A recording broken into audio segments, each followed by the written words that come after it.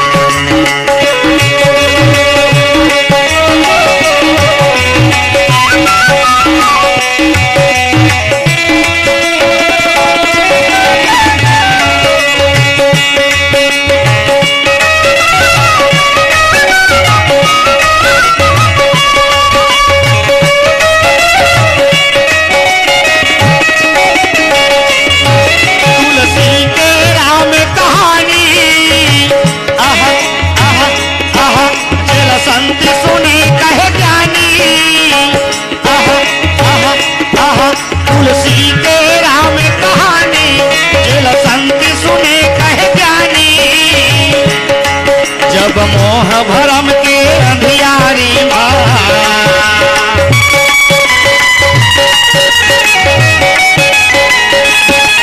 जब मोह भरम के अंधियारी जब मोह भरम के अंधियारी जी घबराए रे अहिमान सुपारी लगाए घर घर ज्योति जलाए रे घर घर ज्योति जलाए से पार लगाए घर घर ज्योति जलाए घर घर ज्योति जलाए।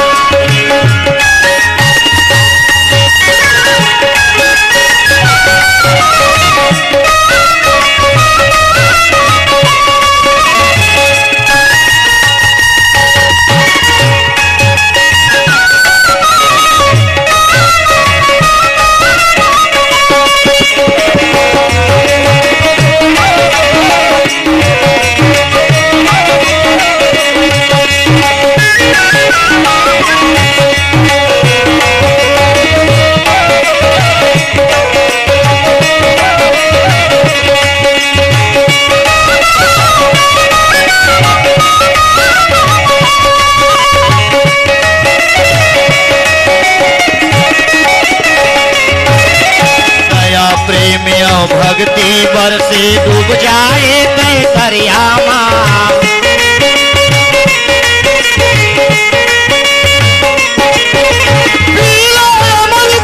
मन भर के हरियाले मन परियामा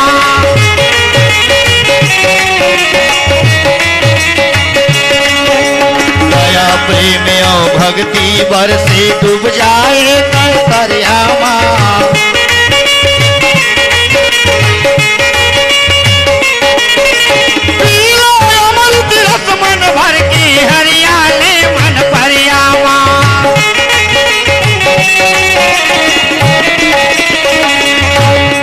कथा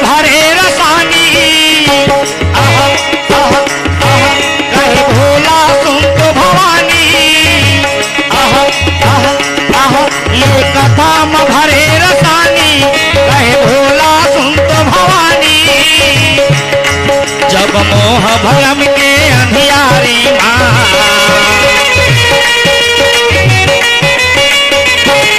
जब मोह भरम के अंधियारी माँ ही घबराए रे।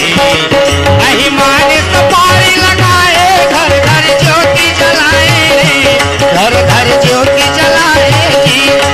अहिमान सपारी लगाए घर घर ज्योति जलाएगी, घर घर ज्योति जलाएगी।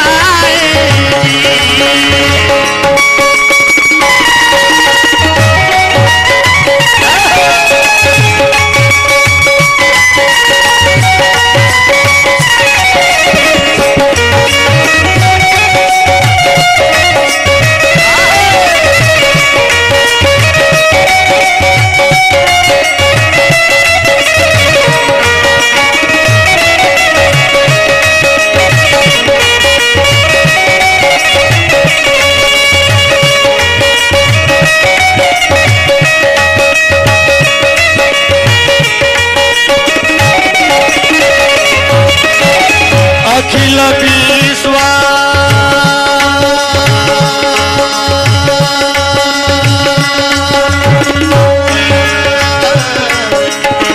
अखिल विश्व यह मोर उपाया, सब पर मोहि बराबरी दाया।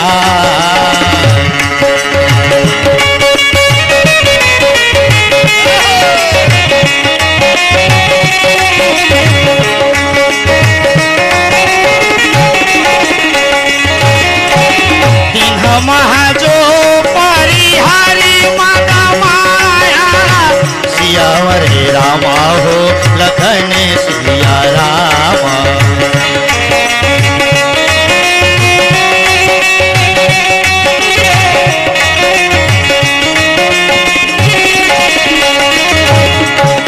भजय मोही मन बचाय रुकाया, सियापति रामा हो रमापति रामा।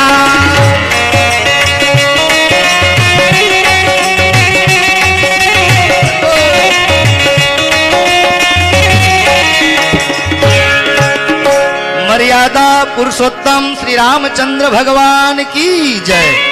परम आदरणीय मानस प्रेमी श्रोता समाज, छोटे मंझला साइट के गुटका मूल सचित्र रूप रामायण के कोड नंबर 84 पृष्ठ नंबर 979 और चौपाई नंबर 86 के माने कि दोहा नंबर 86 के चौपाई नंबर 4 में आदरणीय सम्मानीय परम सम्मानीय तुलसीदास जी बाबा कथे याज्ञवल्क्य का भरद्वाज लकहीन काकभूषण जी गरुड़ लकहीन संत समाज में तुलसीदास जी परोसिन प्रभु श्री रामचंद्र जी काक जी लकहरीन एक दिन वही कथा काकभूषण जी गरुड़ जी बताते कैसे। अखिल विश्व यह मोर उपाया, सब पर मोहि बराबरी दाया। तीन मह जो परि हरि मद माया, भजय मोहि मन बच अरुकाया। एकाक ओडिया में कहे हैं मोनो निर्मोलो जारो देई उद्धवो गंगा जोलो से ही मुही बो सोई सोकोलो सोरीरो। मैं सबके शरीर में बैठे हूँ काकभूषण जी, लेकिन रामायण में कहा लिखिन सिया राम मैं सब जग जानी करहु प्रणाम जोरी जुग पानी। अखिल विश्व हमर उपाया, ये दुनिया में संसार में मैच भरे हो, सब में हो, सब जीव प्राणी में हो, मैं सब पर मोहि बराबरी दाया, सब जीव के ऊपर में मैं बराबर दया करता हूँ।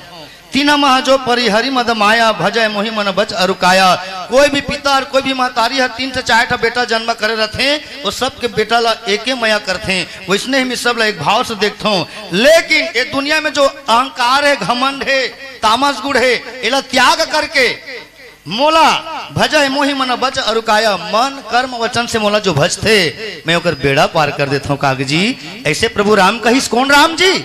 सतपुरुष के बेटा आदि निरंजन, आदि निरंजन के बेटा ब्रह्मा, ब्रह्मा के बेटा मरीचि, मरीचि के बेटा कश्यप, कश्यप के बेटा सूर्य, सूर्य के बेटा वयस्वत मनु, वयस्वत मनु के बेटा एक छाकू के बेटा विकुक्षी, विकुक्षी के बेटा पुरंजय, पुरंजय के बेटा अनैना, अनैना के बेटा पृथु, पृथु के बेटा विश्वरंधी, विश्वरंधी के बेटा चंद्र, चंद्र के बेटा युनाश्व, युनाश्व के बेटा शाश्वत, शाश्वत के बृहदस्व, बृहदस्व के बेटा हरस्व, हरस्व के बेटा निकुंभ, निकुंभ के बेटा बहरनस्व, बहरनस्व के बेटा कृष्व, कृष्व के बेटा जगजीत, जगजीत के बेटे युनाश्व के बेटा मंधाता के बेटा पुरुकुष्ट के बेटा त्रयोदशी के बेटा अनुरूणी के बेटा हरस्व के बेटा निवर्धन के बेटा सत्यव्रत के बेटा हरिचंद्र के बेटा रोहित के बेटा हरित के बेटा चंपा के बेटा सुदेव के बेटा विजय के बेटा भरूक के बेटा वृक के बेटा बाहुक के बेटा सागर के बेटा असमंजस के बेटा अंशुमान के बेटा दिलीप के बेटा भगीरथ के बेटा सूत्र के बेटा नाभ के बेटा सिंधुदीप के बेटा आयुतायु के बेटा ऋतुपर्णा के बेटा सर्वकाम के बेटा सौदास के बेटा अस्मक के बेटा नारी कवच के बेटा दशरथ के बेटा एडविड के बेटा विश्वसा के बेटा खटवांग के बेटा दीर्घबाहु के बेटा पशुश्रव के बेटा रघु के बेटा आज के बेटा दशरथ और दशरथ के सुपुत्र श्री राम लक्ष्मण भरत शत्रुघ्न। वही राम कहेरी से काग जिला बोल सियावर रामचंद्र की जय। अब ये भगवान के नाम ला नहीं जपो ना तो जमपुर में बहुत दुख पाए बरे, तो दुख काबर पावे भैया, कहाँ जावे जम के पुरले कैसे।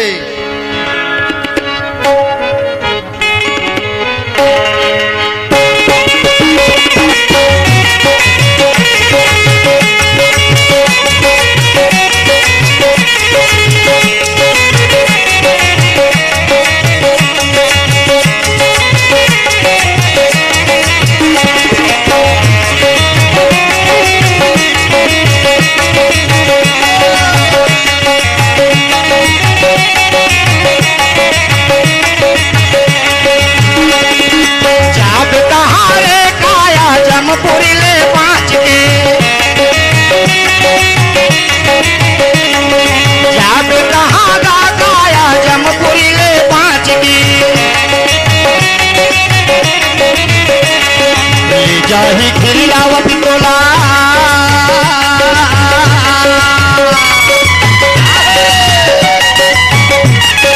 ले जाही खिलावत तोला ले जाही खिलावत तोला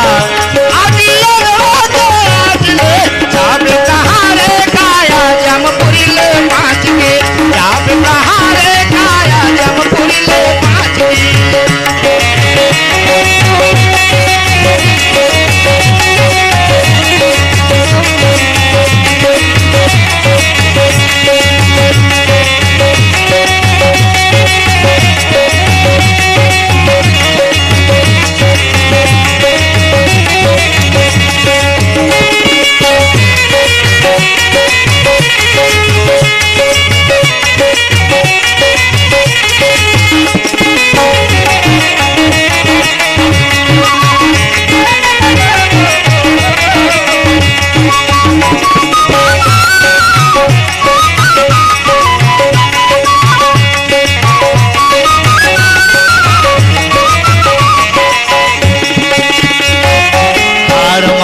चाम पाके उड़े तय अकेला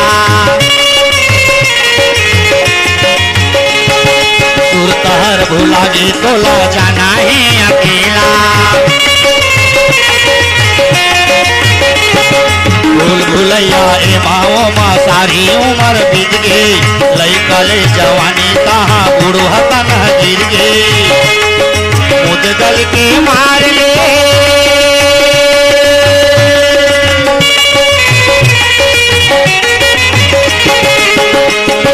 मुदगल के मार ले मुदगल के मार ले नाच नाच के क्या कहाँ रे हंता जमपुर ले माच के क्या कहाँ गाया जमपुर ले माच के।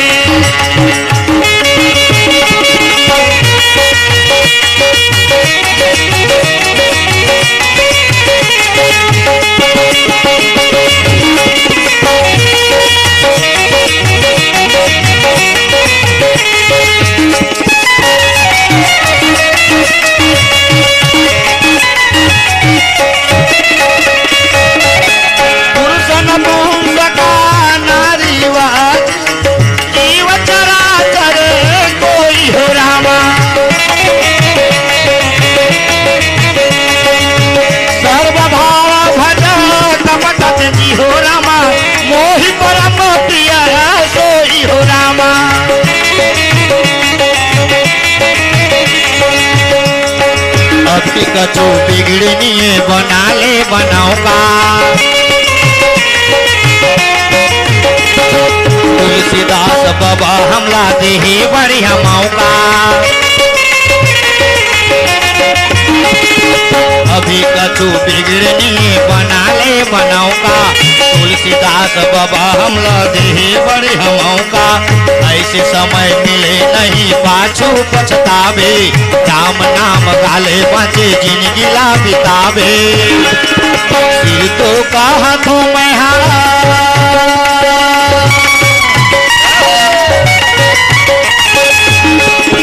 सिर तो का हाथों में है सिर तो का हाथों में है सिर तो का हाथों में है हर लगा थली बांध के जाब कहाँ रे काया जमपुरी ले माच के जाब कहाँ रे काया जमपुरी ले माच के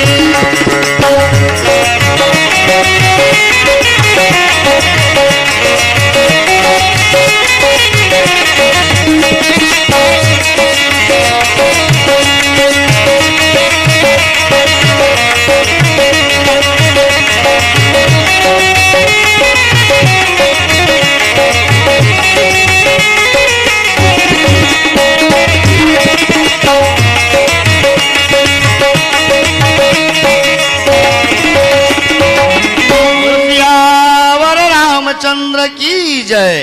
परम आदरणीय मानद प्रेमी श्रोता समाज, प्रभु श्री रामचंद्र जी कथे हे काक पुरुष नपुंसक नारीवा जीव चराचर कोई सर्व भाव भज कपट जी मोहि परम प्रिय सोई। परम आदरणीय मानद प्रेमी श्रोता समाज, आज भगवान श्री रामचंद्र जी कथे का कोई भी दीदी हर, कोई भी भैया हर, कोई भी माता हर, कोई भी पिता हर, पुरुष नपुंसक नारी जीवा, चाहे नपुंसक रहे, चाहे कुछ भी रहे, चाहे बेड़ा रहे, चाहे बुधियार रहे, लेकिन जीव चराचर कोई, चाहे कोई भी जीव रहे, सर्व भाव भज कपट तजी। माया मोह छल कपट हिजग अहंकार गर्भ घमन तामस गुण क्रोध पाप श्राप आलस अगुण कली काल संसो चिंता गरीबीपन जुदाई दुख दरिद्र असत्य अधर्म त्याग के अगर मोला भज दे तो मोहि परम प्रिय सोई। मोला बहुत प्रेम करता हूँ कागजी। ऐसे प्रभु श्री रामचंद्र जी आज काग जिला कहे हैं वही कथाला माता सती जगदम्बा भवानी पार्वती ल शंकर भगवान कहीन, याज्ञवल्क भरद्वाज ल कहीन, कागभूषण जी गरुड़ ल कहीन, संत समाज में तुलसीदास जी कहीन। अब हम चंद्रपुरिया भाषा में जैसे बना थे आप मन के समक्ष परोसथन। बोल सियावर रामचंद्र की जय।